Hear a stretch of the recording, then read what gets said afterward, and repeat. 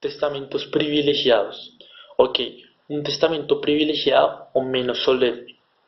Estos testamentos privilegiados, el legislador le da una especialidad ya que requiere mucho menos solemnidades que los otros testamentos.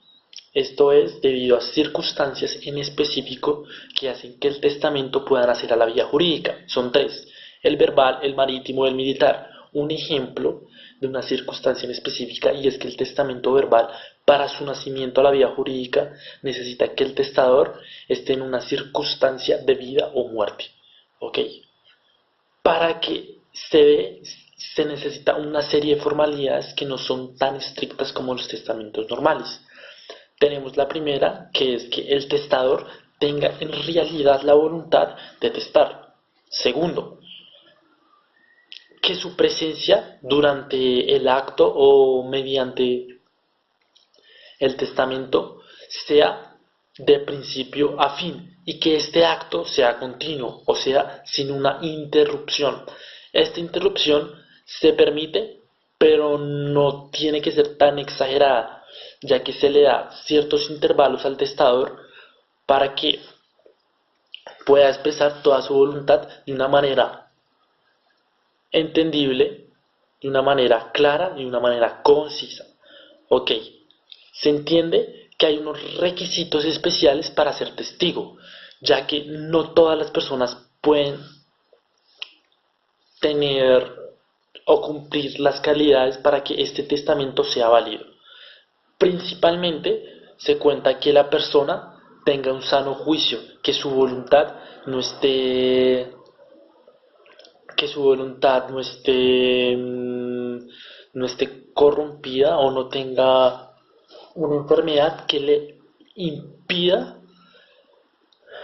captar la voluntad del testador. Segundo, que sea mayor de edad, o sea, tiene que tener 18 años. Antes se pedía que tenía que tener 21 años, pero con el nuevo cambio histórico y social se permite o se adapta a la edad de 18 años, que se vea, se oiga y se entienda que el testador quiere dar su voluntad y cómo la da.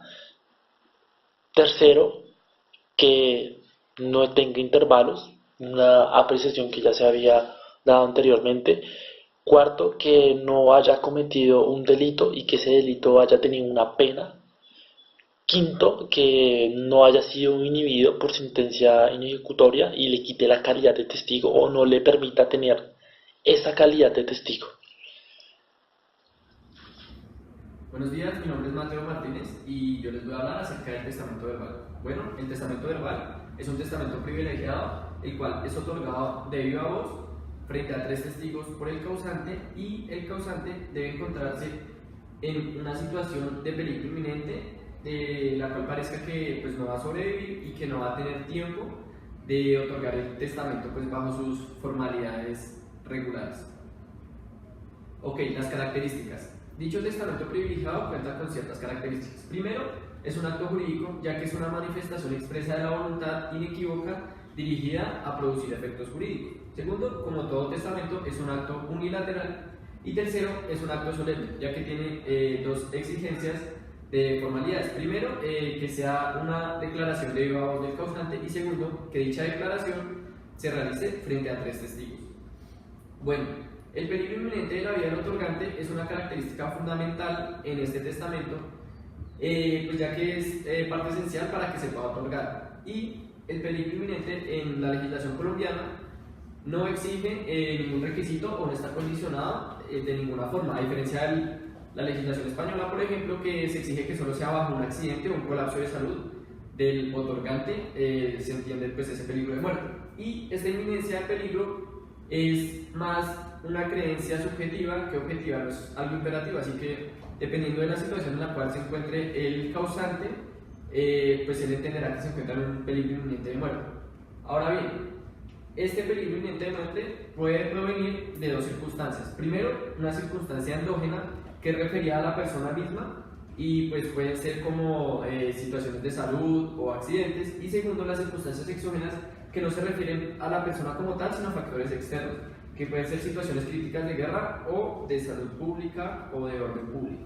Ahora bien, el testamento verbal puede ser reducido a escrito mediante una petición, la cual se realizará frente al juez del circuito del lugar donde se otorgó dentro de los 30 días siguientes a la muerte del causante. Ahora bien, esta reducción a escrito del testamento verbal cuenta con unas reglas. Primero que todo, se exige que al escrito deba acompañar la prueba de la muerte del testador y la petición para que se reciba declaración a los testigos y demás personas que tengan conocimiento de los hechos relativos al otorgamiento del testamento. Segundo, si la solicitud es procedente, se ordenará la recepción de las declaraciones en audiencia. Tercero, previamente la audiencia se emplazará mediante edicto que se fijará por 5 días en la Secretaría del Despacho y mediante publicación en un diario de alta circulación nacional o de alta circulación local, dependiendo pues, del lugar donde se encuentre. Posterior a esto, recibidos los testimonios, el juez dictará una providencia, la cual se declara a aprobación judicial del testamento y pues esta se otorgará siempre que se observen las solemnidades prescritas y que la información que aparezca sea fidedigna de la última voluntad del causante. Ahora bien, si no aparece claramente la voluntad del testador en las declaraciones de los testigos, el juez no tomará a ellas como parte del testamento. Y por último, si el testador falleció acorde a las declaraciones de testigos o personas que presenciaron el otorgamiento, después de los 30 días en los cuales se otorgó el testamento, el juez lo declarará inexistente. Muchas gracias. A continuación vamos a retomar el tema con la caducidad del testamento verbal. Según el artículo 1093 del Código Civil, existen dos eventualidades en las que el testamento verbal caduca: cuando el testador fallece después de los 30 días subsiguientes al otorgamiento, y la otra es que si habiendo fallecido antes de los 30 días no se hubiera puesto por escrito con las formalidades legales. Entonces, frente a estas dos causales hay un poco más que ver hacia adentro, que se refiere en la primera a una crítica. La crítica es que dado que se necesita que haya un peligro inminente para que pueda pues darse el testamento verbal, tal testamento podría ser desvirtuado en el sentido de que si el peligro inminente se concreta y hace que la persona que pues otorgó el testamento verbal fallezca debido a eso en los próximos 30 días o incurra que quede en un coma o que se descerebre o algo por el estilo, estaría jugando con la voluntad del otorgante, haciendo así que pues no se pueda cumplir su voluntad. Pues esta crítica hace que el legislador sea más como un poco caprichoso, y como el autor que estamos estudiando lo dice, crea un término que no obedece a ningún tipo de valor de justicia, sino que es más bien un término de capricho. En cuanto a la otra causal que podemos ver, que se refiere a que si habiendo fallecido antes de los 30 años no se hubiera puesto por escrito con las formalidades legales, la Corte Suprema de Justicia ha establecido que tales formalidades legales no tienen que ser necesariamente pasar tal testamento escrito, sino que es comparecer ante un juez de circuito de familia con 3 testigos instrumentales y todos los demás que crea el juez que son necesarios para poder aclarar en totalidad ciertos puntos establecidos por la ley. Primero, nombre, apellido, domicilio del testador, su lugar de nacimiento, su edad, el lugar al que pertenecía y también las circunstancias del peligro inminente. Asimismo, debe buscar la información de los datos de todos los testigos instrumentales, ¿sí? Sobre todo, confirmar la presencia de ellos en el momento en el que se otorgó el testamento verbal y que pues dieran fe también de esta circunstancia de peligro inminente que permitía otorgar tal testamento. Y también el día, el lugar, la hora del otorgamiento del testamento. Entonces, todos los testigos necesarios para concretar esta información las puede pedir el juez, aparte de los 3 testigos instrumentales que se necesitan para poder pues solemnizar tal testamento, tal voluntad del otorgante. Sin embargo, también hay que revisar el valor probatorio que puede tener este testamento verbal que fue solemnizado pues por el juez. Hay algún problema, que es que es tan solemne, o sea, está tan regulada la solemnización de este testamento y el testamento de por sí, que si no se prueba el peligro inminente o no se prueba la presencia de los 3 testigos, pues podría ser desvirtuado muy fácil probatoriamente y pues podría ser impugnado pues por los que tengan legitimación para impugnarlo. Frente a la caducidad del testamento verbal, que es solo un artículo tan pequeño, pues se puede mirar de estas formas ambas causales. Muchas gracias. Bueno, buenos días, mi nombre es Esteban González, voy a hablar acerca del testamento militar, el cual comprende 7 artículos del Código Civil desde 1098 hasta 1104. Bueno, para empezar, es importante que en el testamento militar sea en tiempo de guerra y que las personas que estén integradas, como los militares y además los rehenes, los voluntarios y demás personas que acompañan a los que ya he mencionado, podrán testar militarmente y se presentarán ante un capitán o aquella persona que tenga un grado superior a este. En el caso de que alguna de estas personas se encuentre herida, podrá presentarse ante un capellán, un médico o un cirujano que podrá colaborarles para hacer el testamento. Después hay que tener en cuenta que de los requisitos que esta va a tener es que tiene que ser firmado por la persona que lo va a recibir, por los testigos instrumentales y por el testador. Dado el caso que el testador no sepa firmar o escribir, se tendrá por escrito eso en el testamento. Bueno, también algo importante son las circunstancias. Para que esto se pueda dar, tienen que estar actualmente en campaña o en la guarnición de una plaza que esté actualmente sitiada o en una expedición militar.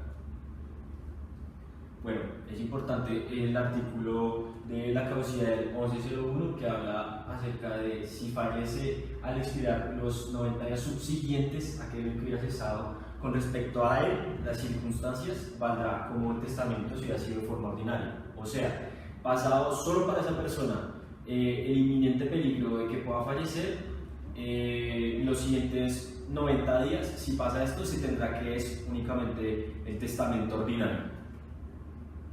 Si el testador sobrevive a los 90 días, este plazo caducará para el testamento. Tendrá que hacerlo y será de forma ordinaria, no será de forma del testamento militar, dado el caso que, por ejemplo, acaben las circunstancias, que sería la etapa de guerra para esta persona. Bueno, para los requisitos de validez es importante tener que el superior jerárquico o el comandante de la plaza en la que se encuentra el testador tiene que tener el visto bueno o tener una rúbrica al principio y pie de cada página para que este pueda tenerse en cuenta. Es importante que el secretario del Ejército y Marina de la Nación abonará la firma del comandante o del superior de donde se encuentre el testador. Y si es en caso de la Nación, y si es en caso de que el batallón o el grupo del ejército que se encuentra de un territorio sea por el prefecto, o el secretario del prefecto será el que abonará esta firma. Bueno, el testamento verbal y cerrado es importante que cuando una persona va a hacer el testamento verbal, tiene que ser cuando es inminente el hecho de que va a fallecer. Si esta persona sobrevive a esta circunstancia, ya no se tendrá en cuenta el testamento verbal. Y en el testamento cerrado es importante remitirnos al artículo 1080, el cual habla de los requisitos para que sea cerrado, y este habla acerca de que el testador, frente a los testigos y frente a la persona que hará las veces de recibir su testamento, esta persona explicará que dentro del contenido que guardará el mensaje, el contenido que tendrá el sobre tiene que ser cerrado y explicará que dentro de él se puede encontrar el contenido del testamento. Muy buenas tardes, mi nombre es Eduardo Ramírez y voy a hablar de otro testamento privilegiado como lo es el testamento marítimo.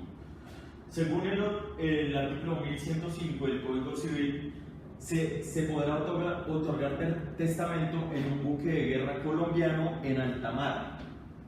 Este será recibido por el comandante o su segundo a presencia de 3 testigos. Si en caso tal de que el testador no supiere o no pudiese firmar, esta circunstancia se deberá expresar en el documento, en el testamento. En este caso se extenderá una copia, un duplicado, con las mismas firmas que el ejemplar original, que el testamento original. Bueno, guarda el testamento. El testamento se guardará entre los papeles más importantes de la nave y se registrará, se hará registro de ello en el diario de la nave. Una formalidad especial para su validez: si el buque, antes de volver al territorio colombiano, llegare o arribare a un puerto extranjero donde haya un agente diplomático consular, el comandante se lo entregará a dicho agente, exigiendo recibo y guardando registro de ello en el diario de la nave. Esto es con el fin de que se surtan los efectos que establecen los incisos 5, 6 y 7 del artículo 1085 y 1086 del Código Civil, que es el procedimiento que se surte en Colombia, ya cuando haya llegado a la nave o cuando el agente consular o diplomático haya entregado el documento. Bueno, la caducidad. Si el buque llegara antes a Colombia, se enviará dicho ejemplar al Poder Ejecutivo Nacional para que éste haga los mismos efectos que podría haber hecho el agente diplomático consular si la nave no hubiese llegado antes a Colombia. Caducidad. El testamento marítimo solo valdrá en 2 circunstancias. La primera es que si antes de arribar a puerto colombiano el testador ha fallecido, y la segunda es que no se exceda los 90 días siguientes a que haya el desembarque en puerto colombiano. Solo en esas 2 circunstancias se entenderá que vale el testamento. No se entenderá por desembarque el pasar por tierra por corto tiempo para reembarcarse en el mismo buque, según el artículo 1109 del Código Civil. Bueno, régimen de los buques mercantes bajo bandera colombiana. Extensión del artículo 105. El artículo 105 establece que pues, es para el testamento marítimo es para los buques de guerra colombianos en alta mar, pero el artículo 1112 hace extensible el testamento marítimo a los buques mercantes bajo bandera colombiana. Pero esto solo lo podrán hacer de forma abierta y no cerrada. Esto es porque en los buques mercantes, no sé, el comandante o su segundo o el piloto no pueden hacer de ministros de fe. En el caso de los buques de guerra, sí lo pueden hacer porque ellos son funcionarios del Estado, entonces ellos sí pueden servir como ministros de fe. Bueno, hay un vacío legislativo. La legislación colombiana no ha establecido para una legislación para las naves aéreas o otros tipos de marítimos que no sean los mercantes o el buque de guerra. Entonces se debería legislar sobre eso. Hay otras modalidades del testamento marítimo, como es el verbal, que es ante un peligro inminente y solo tendrá validez si permanece la circunstancia o si se ha muerto dentro del peligro inminente. Si cesa este peligro inminente, el testamento ya no tendrá validez. El testamento marítimo cerrado. Si el que puede otorgar el testamento marítimo cerrado prefiere hacerlo cerrado, se observarán las solemnidades previstas en el artículo 1080 actuando como ministros de fe, es decir, como funcionarios del Estado que puedan otorgar el cerrado.